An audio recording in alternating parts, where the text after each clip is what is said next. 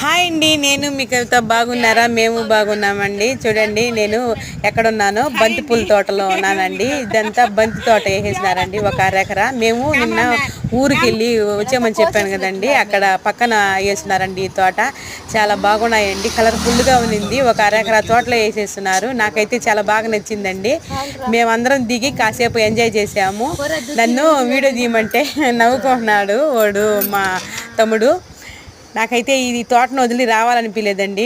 చాలా చాలా బాగా నచ్చింది. ఎప్పుడు ప్రతిసారి వేస్తారండి. దీనికి చుట్టూ కంచి వేస్తున్నారండి. లోపలికి పోవడానికి కూడా అవకాశం లేదు, లేకపోతే బంతిపూలు 2 కోసుకొని వచ్చేసి ఉంటాను.